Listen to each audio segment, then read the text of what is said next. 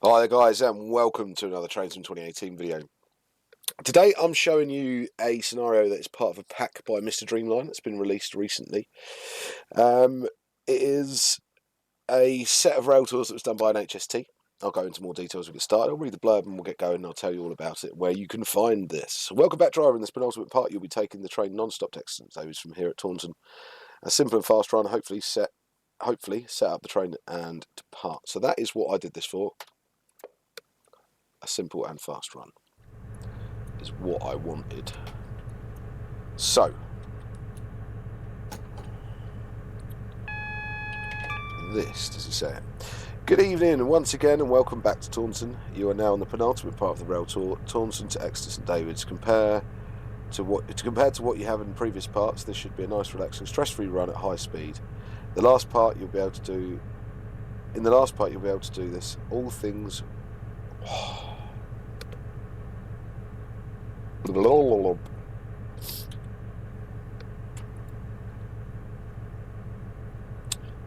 Right. Good evening once again and welcome back to Taunton. You are now on the penultimate part of the Railtour, Thomson to Exeter St David's. Compared to what you have had in previous parts, this should be a nice, relaxing, stress-free run at high speed. The last part you will be able to do this.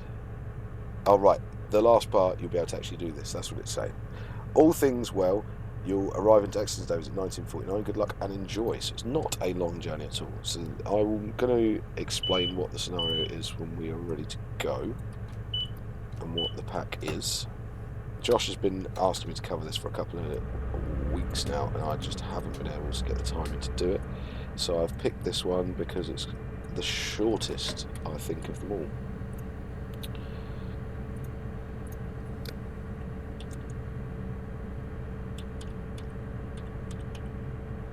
Just going to read the blurb from his site.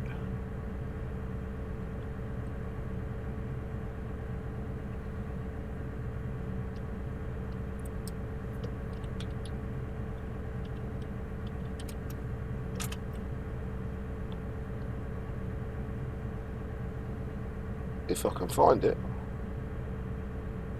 Why is it not coming up there?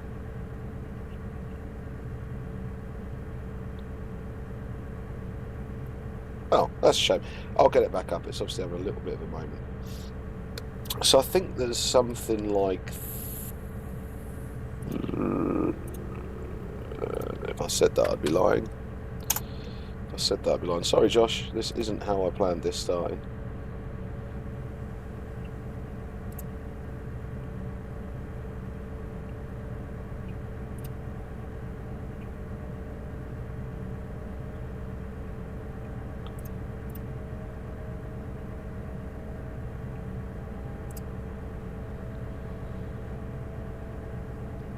Right, it's the Royal Oak Railtour. That's what it was called. That's what I was trying to get into my head. I kept wanting to call it something else. It's 5 parts. It's Oakhampton to Stratford, done in 5 different pieces. So it is like a full, I don't know, like a series, I suppose you'd call them. I'm not sure. But for freeware stuff, it is awesome. I have had a fiddle with a couple of the other scenarios. This is the one I chose just to do this one, just because it was going to be pretty quick and easy. What do we have? We are, of course, in Old Common. 43093, the GWR livery with the Old Common vinyl. So I don't know if this still has this. I hope it does. It was the Great Western Legends pack. And the reskin, I'm pretty sure, is Trainsim Designs. But it is very pretty.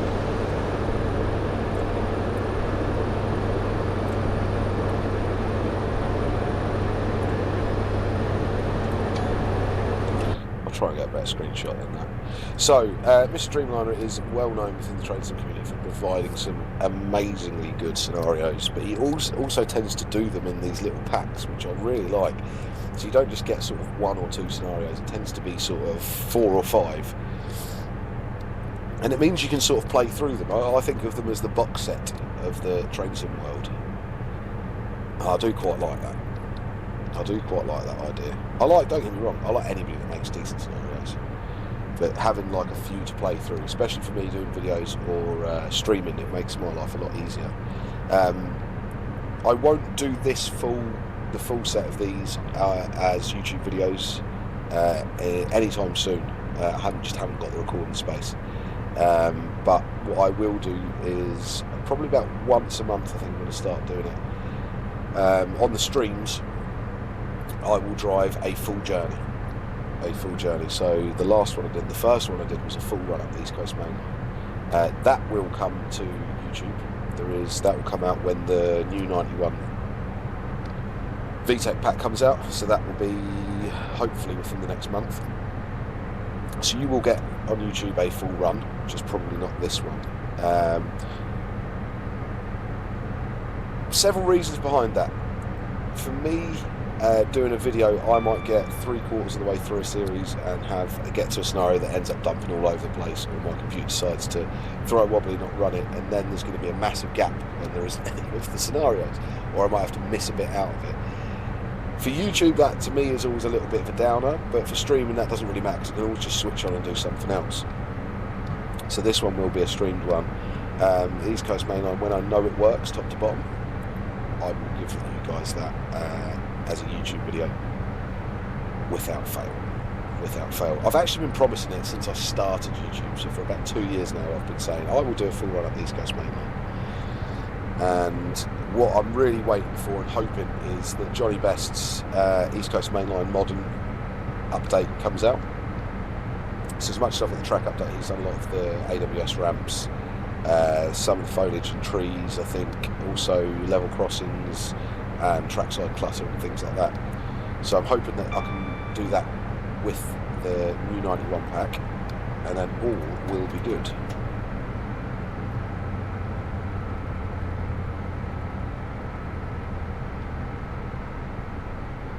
Just get my speed back to 100 because I was too busy chatting.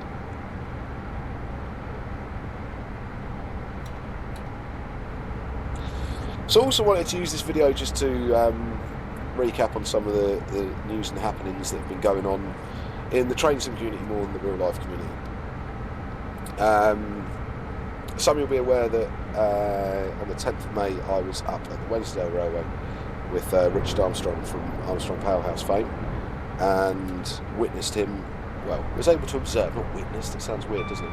I was there to observe and actually ended up taking part in recording a sound set for a 37. Now, I know people are going, why is he recording a 37? We already have a decent 37 sound set. It doesn't quite work like that. It works more like if they get the opportunity to record something, they'll record it, because they can always improve on what they've done. It's not that they've gone, oh, we want to record the 37, so we're putting everything else on hold to redo a pack we've already done. Don't get that impression, it is not that. Those sounds might not be used for years, but they've got them for when they want to do something with them. Also, there was Biff of Lego Man Biffo fame and his mate Paul, who were both sterling fellas, and I'll take this opportunity to thank Richard as well, but I will do a video on that anyway. But it was a brilliant day. I had a phenomenal time. Wensdale Railway is a massive recommendation for me. If you like scenery and a good length of run, 16 miles Wensdale Railway in some of the most beautiful scenery I've seen. And because it's up near Lehman Bar as well, we were all the way through the valleys and the dales. We're just looking out the window and you had hawks flying, doing loops and doing all their training runs coming out of Lehman Bar. So if you like aircraft as well and you like a bit of trains, fantastic place. And if you're a photographer, jeez. Paul, the guy that was there with Biff, is a not even just getting into train sim. He's got 2 lads that he wants to get into train sim, but he does a lot of videoing and did a lot of photography beforehand, and he has taken some stunning videos. One of them of me driving a train. I did get to drive a Class 37. It was my first time ever actually driving a real train. I thoroughly enjoyed it. Big shout out to the driver of that day. It was a legend. But anyway, what that was bringing me up to talk about really was what have we got coming up in the future in the world of Train Simulator. Now, I'm not going to go into too much detail with Train Sim World stuff, But what we do know is that Train Sim 2018 is far from dead. We all know that. I've spoken about this plenty of times. We've got the Atlantic High Speed, Ashford to Lille coming up. We've got Speedy Peaks West Coast Main Line section coming up, which will complete the West Coast Main Line. We've got the Master Key Simulation stuff. Today, in theory, the Bossman Games Black 5 comes out. Well, the day I'm recording this video will probably come out a few days after it. MKS we know are, so Master Key Simulations we know are working on a 47, a 185 and an HST. There's also been various talks of other things coming from them, but I don't know what they are just yet. The other one that I am really impressed with seeing is a guy called Callum who's on my group, and he's also done a few of the routes that I've covered as well, but he's turned his hand to modelling some locomotives and stuff now, and he's done the 43 prototype, and he has done an actual 43 just yesterday. He posted that up on my page as well. He's also done an updated HST cab for these. So even from the freeware side of things, there's some really, really, really important work going on. Where does this leave DTG? Now that is an interesting one, because the rumour mill could go wild with this. With the cancellation of Flight Sim World, there is obviously a lot of developers, I hope not sitting around twiddling their thumbs or sacked or made redundant, but with a bit of time, shall we say, hopefully to spend on creating content for Train Sim World. Now we've got the West Somerset Railway coming, which I've spoken about already, so I'm not going to go into my pros and cons of that one.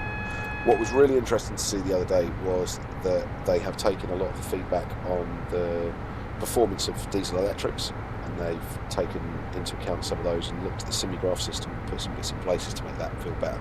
Yada yada yada. I said I wasn't going to go on about Train Sim World, but it does come into it. So what I wanted to really do is tell you what I would like to see. With Train Sim World being limited now to the Xbox, and I don't mean limited in terms of it'll only be available on the Xbox, it'll still be available on PC, but whatever they create for Train Sim World from now on, and if DTG have said this, will be available on the Xbox One. The Xbox One doesn't have the computer power of most of the computers you're probably watching this on, or you're playing Train Sim on. So therefore the routes will be short, the stock will be limited. I think even the Great Western Express, the Great Western Express, oh crap.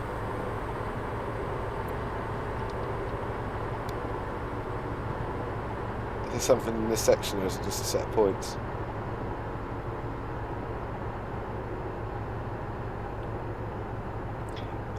I'm famous for spads. Before somebody puts in the comments, you've not done a spad. We know. We know. We really do know. Have a look at what's going on up ahead, and then I'll know what I can do.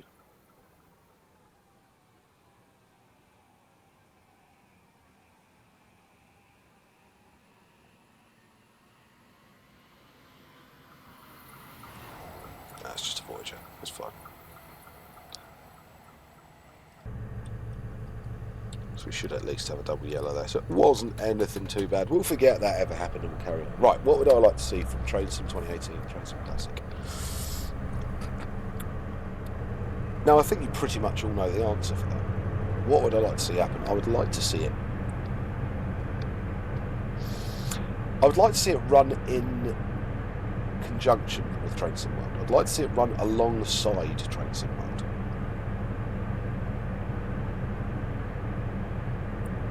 I don't think, I mean, I know that Train Sim X or Train Sim Classic, whatever you call it, isn't dead by a long shot. And there are still developers creating content for it left, right and centre. DTG themselves are employing freelancers to make content from it, even though they said themselves they wouldn't be making anything else. Train Sim World, if it is going to be as limited as what we've seen, is never going to be a serious simulation. It is never going to be a user-edited simulator. It's going to be a very arcadey train game. So what I'd like to see DTG do is run TS Classic alongside it. Now what they could do is invest a little bit of time and money that they've made off of Train Sim World, and still the constant selling of DLC for this game, and see if it is possible to rewrite this game for 64-bit. And what having 64-bit would mean that we would have more than 4 gigs of RAM to play with, which means scenarios could be better, routes could be longer. I don't think I'll ever get a graphics engine overhaul or anything particular like that. A DirectX upgrade, I suppose, is possible, but I would hate to think of the work they'd have to go into doing that. And I don't really see them doing that, if I'm honest. But spending a bit of time in getting this to run the 64-bit architecture is doable. We saw it with the Flight Sim community, and that's what I would like to see. And then just leave it up to what you're doing. Just you guys, DTG upgrade the game to run on 64-bit architecture. Leave the rest up to the community to do. Leave the rest up to the likes of the third-party developers, Armstrong Powerhouse, Wagons, Just Trains, you know the giggle, MKS, Bossman Games. They do brilliant jobs, and that's not to say we've had some of the best releases of DTG we've had in forever, quite recently. The APTP being an absolute favourite of mine. And to an extent, even though it was a bit of a disaster, the 390. But Woodhead and all those were Ed's work, and they're very, very top work. Even the 58 from Skyhook was decent enough. So yeah, having a core upgrade would enable us to do so much more with Train Simulator Classic. You could have every train as heavily scripted as the 460 and have it filled up. You could have tons and tons of stock, tons and tons of AI, tons and tons of scripted features, and it still wouldn't, it might still dump, but it wouldn't dump with an out of memory error, which tends to be one of the more common ones. Some stability improvements with the dumping side of things would be great. Some folder structure updates would be great as well. And I mean, this is pie in the sky. This is me wishful thinking more than anything. Wishful thinking. But I also want to know what you guys would like to see happen. So let me know in the comments. Let me know what you would like to see happen with it. I mean, I know we're not going to get a complete rewrite of everything, but I think with them knowing that Train Sim World is going to be quite limited. Now, don't get me wrong, they're working on the simulation of the driving experience, like I said, which is quite nice. I like that fact. Well done to DTG for that. They released the other week about the performance and physics of the diesel electric engines and semi-graph stuff. Brilliant. Braking, all that sort of jazz. I'm pleased with that. I'm really pleased with that. But I still think we're going to be heavily limited length of route wise, and without the content development stuff, the SDK for Unreal Engine software development kit, so like the world editor, it's going to be very limited.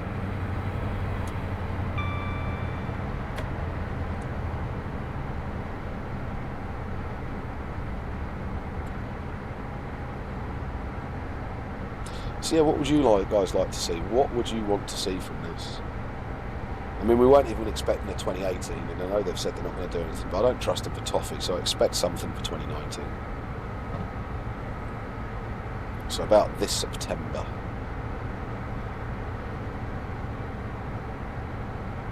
I think there's too much invested in it already for it to fizzle out, or to stay as it is, even, if I'm honest. I'd be more than happy if it stayed as it is, don't get me wrong. I'd be happy, more than happy. I still enjoy driving it. I don't get the same driving experience in Train Sim World. Graphically stunning, but I still do think some of the lighting in this is slightly better, but the graphics wise it's very, very pretty, and I like that.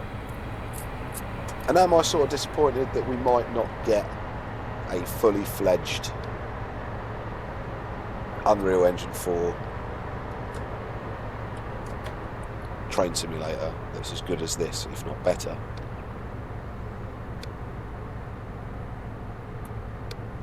And when I say that, you've got to balance that out, remember. When I say this is better than Train Sim World, don't get me wrong, there are some bits of Train Sim World that far suppress this. Far suppress this. But there are also some bits that fall short. And I'd like to see them sort of at least get to a level playing field. Would be nice.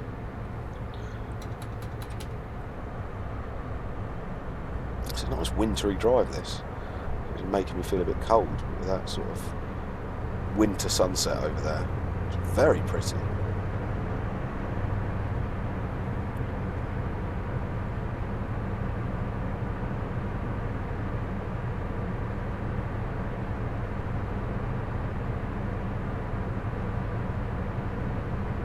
So yeah, 64-bit architecture, make it work on that.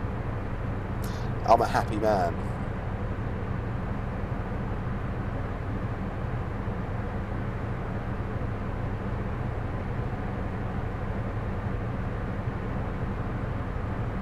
The lighting is stunning.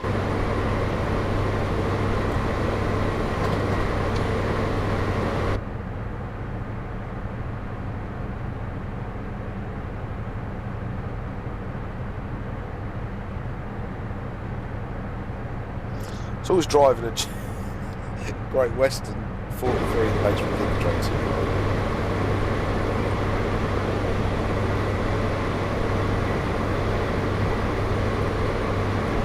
Also, the HST's had a good bit of limelight recently with the programme on Channel 5.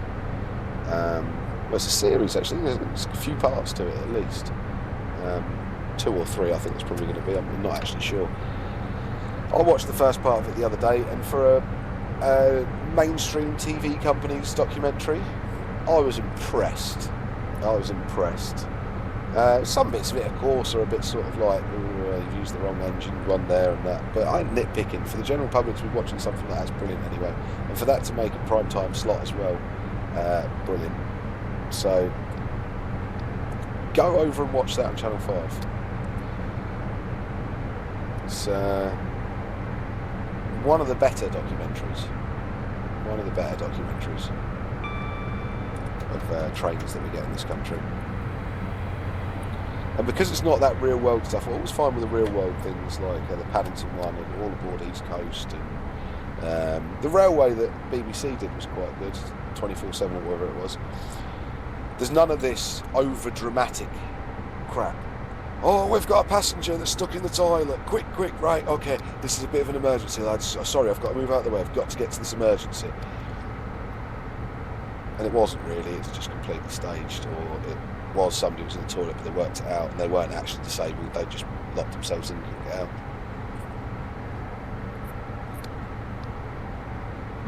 Do you know what I mean? The best bit of real drama I found with the All Aboard East Coast was the geezer trying to claim that the ticket machine took his money at King's Cross. I thought that was brilliant. They checked the machine and everything, and this poor bloke is keeping this irate guy calm, trying to get to people. He's going, "Oh, put my money in!" And he's going, "Yeah, well, sir, we'll check that, sir. You're calling me a liar!" And he's going, No, I'm not calling you a liar. That was real, and I think that's the day-to-day of what rail staff actually have to face. There was also a pretty horrific bit where one of the female dispatchers was it York or Newcastle? It was York. And some guy grabs her head. So people that work in the rail industry deal with quite a lot of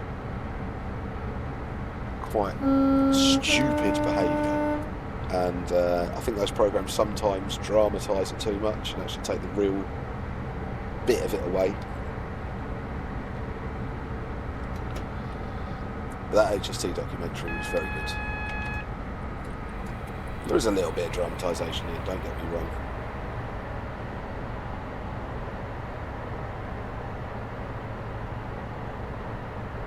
But you kind of need that.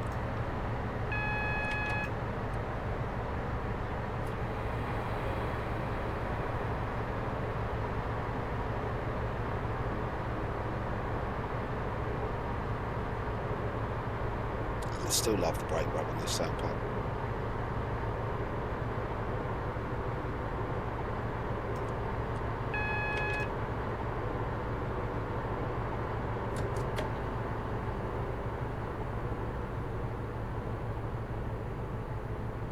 30 then 20 on our way into Exeter. Excellent.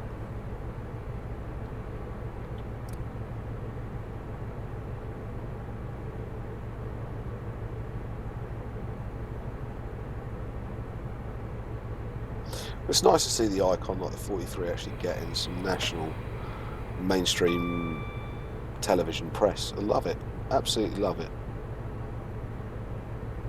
The HST has been the face of fast trains on everything from jigsaw puzzles to Christmas cards to Lego to you name it, you name it.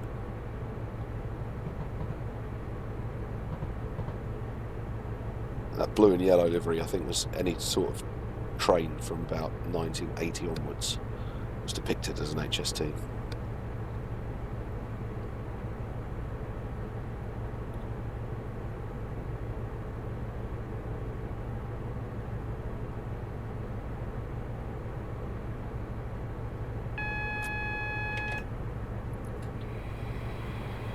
That weren't bad. We made it to Exeter Station with only one spad. I think that's actually my first spad in a video for a long time. I spad all the time on stream, but on a video I've been pretty good.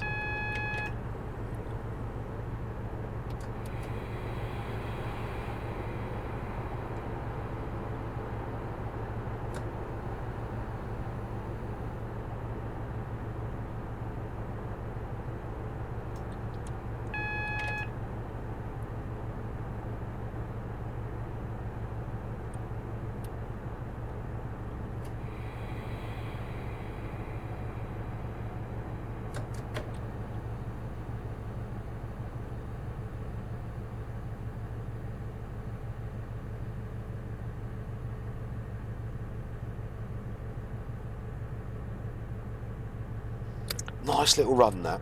I'm getting more and more fond of these just little quick bashes. I'm also liking the really long drives, but I'm really liking these sort of like 20-30 minute get something done, have a bit of train sim, feel like you've done some train sim, and you're not having to go back and do something. Sometimes I quite like saving a scenario halfway through and then I'm excited to come back and do it. But with these, I think because you can do them in so many different parts, that's what makes it quite fun. You sort of finish it, go at work, and you sit there and you go, oh, when I get home I'm going to go out and finish that one, I'm going to do part 2 of that. I think that's why I like the sort of box set scenario as it was.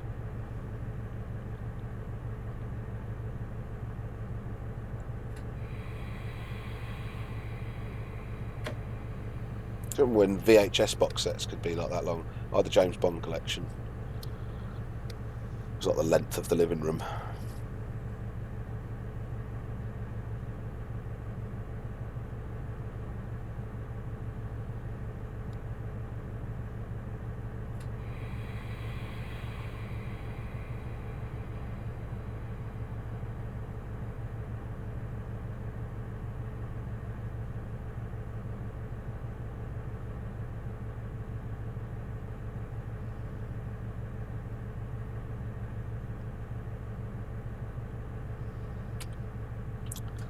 Alright then guys, a little impromptu video there, something just a little bit to tell you my views on the DTG stuff and how I would like that to go. If you've got any thoughts on it, please stick it down in the comments below. Also feel free to like, share and subscribe. Also if you're new to subscribing or you're already subscribed and haven't done this, tick that little bell so you see when my videos come up. Quite a lot of getting loads of people going, when's your next video out? And I'm going, oh, I put one out yesterday, and they're going, oh, I didn't see it. So stick that little bell on and then you'll know when one's out. Also head on over to the Facebook group and come and join me on Twitch on a Saturday evening from 7 PM and on a Wednesday evening from 7 PM till late usually, where you'll see all sorts of other things. Apologies for all the delays if you hit them. Driver, a few engineering works in Bristol area with knock-on effects on Exeter services. Regardless, you've made it. The final part of the Railtour, we'll see from here, Exeter Davis back to Oakhampton. Scenario complete. Alright guys, thanks again, and I will catch you guys next time.